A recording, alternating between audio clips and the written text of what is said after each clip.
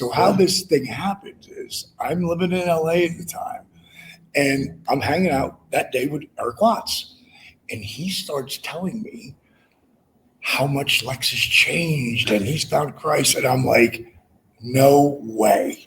And he's like, no, really, I'm telling you, he's a different person. So now how much time has passed since San Francisco and the conversation with Eric Watts? The conversation with Eric Watts was over 17 years ago. Because 17 years ago, you get paralyzed. Yeah. So it's literally like 3 or 4 months before. Okay, that's what I was saying. And I'm booked on San Francisco, and I wasn't sure if I wanted to go because there were so many guys. And when he told me that Lex was going to San Francisco, let me back up. When he tells how beautiful a person he is, and how much he's changed. So Eric's talking about Lex here. Eric just wanted to beat me up. Eric Watts hated Lex with a vengeance. Like there was 2 different times he was. Which I heard you hated me. So you hear stuff. Hate's a strong word. Yeah. I can say it with Eric. Words, yeah. I can say it with Eric because he'll be the first to say it. And Eric Watts. Yes. Oh, Eric, I heard. We got Paige. Watch out. Eric wants to very confusing. Eric wants to beat you. You know what? So he's telling. he's talking with such like brotherly love, and I go, bro, you hate Lex though, and he goes, I'm telling you because I'm living with him now. I go, yeah. What? You're living with Lex Luger? He goes, yeah. For a while. Yeah. He goes. I go, I've got to see this. So I've called the promoter. I agree to do it. He got to pay me before I come down. So I'll be in my room. You pay me. Dusty taught me that. I get paid. He leaves, and I said, let me know when Lex gets here. So I'm up there. I'm doing stuff, and all of a sudden he calls me back and goes, DB, Lex, I think he had a heart attack. This is Eric that calls it, Eric Watts. No, now it's the promoter. Okay. I'm in San Francisco. I just got paid. Maybe an hour or so goes by. Let me know when Lex gets here because I want to go see him. Just go hang with him and see him. And the promoter calls up. He goes, DB, I just heard Lex had a heart attack. They had to break down his door. I go, they had to break down his door in this hotel. He's like, yes. I go, what room is he in? Heart attack. No one realized I got my spinal cord injury. It swelled up. Yeah. And I ran down to his room and ran through the door, and he's sitting there like this in the chair. I leaned up, yeah, but I'm here down. So, you know me, I go, hey, Lex. He goes, Donnie D, how you doing? I give him a hug. I go, and I didn't notice he didn't move. It wasn't even in my brain, You were just happy to see he was still alive. Well, I was happy to see that he was good and that, I still want to talk to him, but right now the EMT is like, Lex, you have to go to the hospital. And he's like, no hospital. And I was like, Lex, you got to go. Because all the guys have some kind of thing happen to them. And sometimes that's going to be a really positive thing because they caught it. Now they can blow out. I'm thinking it's his heart. He gave me the Jersey boy. He's being soft on it. Bro, you got to effing go. You go with you guys. So he's like, and it was a guy and a girl, right? I've been stubborn. Yeah. So he said, well, my hips, I can't walk on them anyway. He said, I got the fused hips. He goes, so I really can't get up there. I said, well, I'll help you. And me and the EMT put him in the table. I'm thinking he's fine. It's his heart.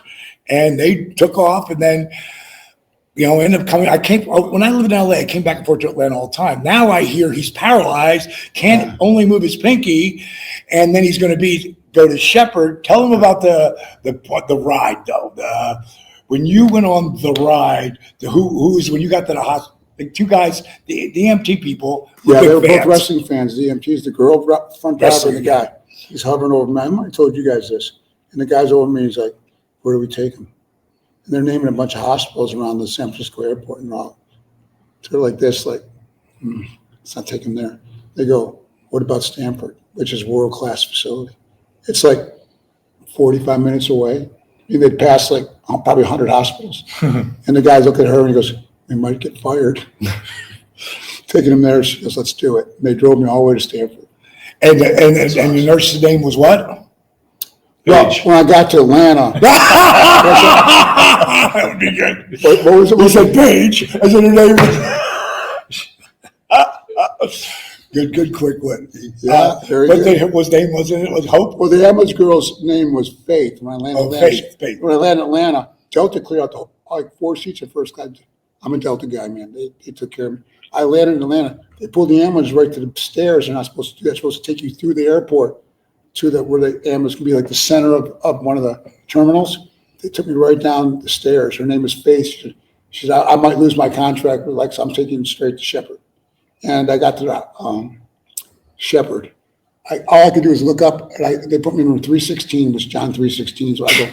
What's the odds of that? And Hope and Grace are 2 nurses in the. That's it. That's it.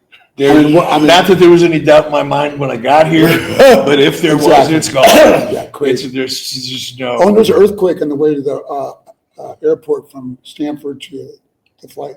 The ambulance was going like this. Wild. My life, right? My roller coaster life. So I don't know if I was going to make the airport, but we're going through an earthquake to get from Stanford to the airplane. Unbelievable. So me and Steve and Yoga Doc, we go. Now, Steve, who works with you, your partner. Right. Who was the guy who took 500 hours of resurrection of Jake Snake? Creative genius. 93 minutes. A creative genius. And, I create the stories primarily. He always helps me with everything, but he tells the stories. Because none of these stories, people, some people critical that I have these stories. That's why people are inspired.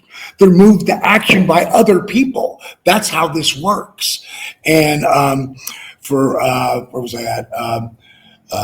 So me, Steve Yu, and Yoga Doc, another one of my business partners, who's one of the best chiropractors on the planet and really giving guy. Who's helped us a lot. Yeah, a lot. And we go see him at Shepherd. And before you know it, he's getting his arm movement back. A bit, yeah. A little bit of leg movement back. I'm a 2%er, they call it. My function as a quadriplegic for my type of injury, I'm only got 2%. The traditional prognosis was 24-hour care, all that. Can we stop right here for just a second? What was it like hearing that? My family was devastated. They have a family meeting 3 weeks in Shepherd, and they say, with his type of injury, here's what we see. They're talking about, and they go, well, how's your house? Do you have ramps or you guys need to set this up and you need like a van or something for him, special van. I'm like, well, how long is that for? Like, how long do we got to do that? And they go, for the rest of your life. My family, I just, What about you? What was your reaction? My reaction, I had the Proverbs 3:5-6 on my chest every morning, like, trust in the Lord with all your heart, lean not upon your own understanding. Acknowledge him all your ways, he'll direct your path. So I'm like, well, God, I don't know how to live this way, so either bring me home or teach me how. So I knew that whatever happened, wherever I was going to be, whatever my future held, I knew he had me in his hands. So I was like, not thrilled about being paralyzed from the neck down. I had some Eeyore days, I call it, from Winnie the Pooh, feeling sorry for myself. But I think I told you in your podcast, the guy came to me and said, you can be such an example. It's mostly young men here watching you on TV. Right. Like, stop feeling sorry for yourself. Get in there and be a light that shines for them. I said, man, here I do still have a purpose. I'm not just like a sloth, paralyzed from the neck down. I still have a purpose that I can utilize to help other people, which is, Dallas said, when you sum up with D, not to embarrass you, but God gave him, I believe God gave you a special gift to serve and to help others. 100%. It's called the gift of service and the gift of empathy. And that's what you have. And when I went to that beach house, I was so happy. He would never brag about it. It is so beautiful. The view is such a beautiful place.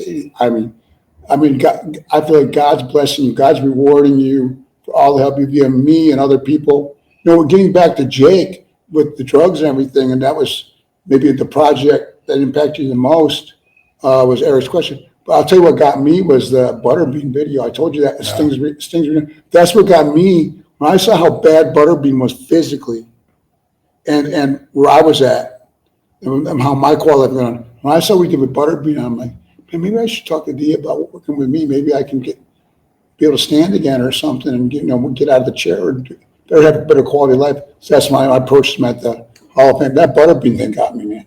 That thing you put How long together. ago was that when you guys first started working out together? A little over a year. Yeah, a little over here. What's funny- Sting's retirement match, and we decided to start working together. And it We're was back. March 3rd. I came to him, I go, man, how, you think you'd work with me? You know, D, Jersey boy. Bro, that's what I've been effing waiting for. Like, let's do it. He was all in. I was like testing the waters with him. I know he's a busy guy. He's got this incredible company now. And I said, I want to know, do you have time to work with me? So he was all in, man, from day one. He's a special guy, special friend. Now I forgot what I was going to say. Choke me up. And a Jersey boy who gets emotional. I love it.